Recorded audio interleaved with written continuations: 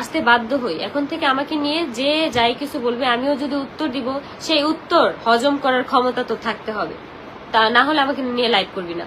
আর কিছু কিছু চামচা আছে তার পোস্ট শেয়ার দেয় যে কি জানি আখি ভাবির রূপ চেঞ্জ, ওরে বাবা ধর্মের ফল বাতাসে নড়ে, আমাকে নিয়ে ক্যাপশন দেস কি ভাইরাল হওয়ার জন্য।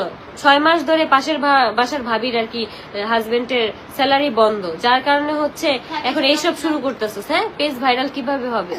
আমাকে দিয়ে ভাইরাল হবি? আমাকে নিয়ে মানে খারাপ কথা বলে ভাইরাল হবি?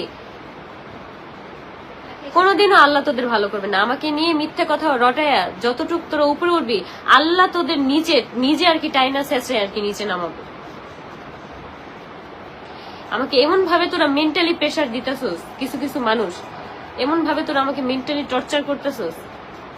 আমি যদি কোনো কিছু করি আমি বাধ্য হব তোদের জন্য করতে। তোরা দায়ী থাকবি, এগুলার পিছনে একমাত্র তোরা দায়ী থাকবি একমাত্র। ফুটনামি অলরেডি শুরু হয়ে গেছে। এখন আর কি ভাবতেছি যে এই অবস্থাতেও এখন আর কি চুপ করে থাকা যাবে না, কারণ কি মানুষ আমাকেই ভুল বুঝতেছে, দিন শেষে মানুষ আমাকেই মানে একটু হলেও ভুল বুঝতেছে।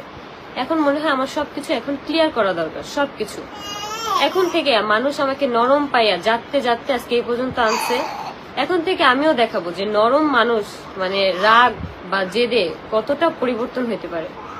দুর্বল ভাবিও না, আর আগে ভাবতাম কিন্তু এখন ভাবি না। আমাকে এখন যে যা কথা বলবে আমিও বলবো, তার ওই সব কথার আর কি জবাব দিতে হবে। জবাব যদি না দিতে পারোস তাহলে কখনোই আমাকে নিয়ে লাইভ করবি না বা কোনো ভিডিও বানাইবি না, কারণ আমি এখন আর আগের মতো নাই। আমাকে এখন নরম পেয়ে তোরা হচ্ছে আমাকে যে যাতা কলে দিয়ে তোরা আমার ইয়া করবি, এখন কথা না। এখন হচ্ছে আমার যদি জীবন থাকে, আমার যদি মানে বাঁচতে হয়, আমি সত্যি কথা বলেই বাঁচবো। আমার সাথে যে যা অন্যায় করছে আমি সবকিছু বলবো, আমি কোনো কিছুর বিন্দু পরিমাণ কোনো ছাড় দিব না।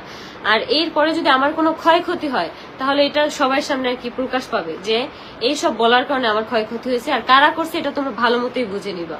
আমি কোনো কিছুর কোনো হ্যাঁ আমি হচ্ছে কোনো কিছুর কোনো বিন্দু পরিমাণ ছাড় দিব না। আমাকে এখন এই কথা বলার পর ঠেট দিবে, তুই বাসা থেকে বের হ, তোকে আমি কি করি দেখিস।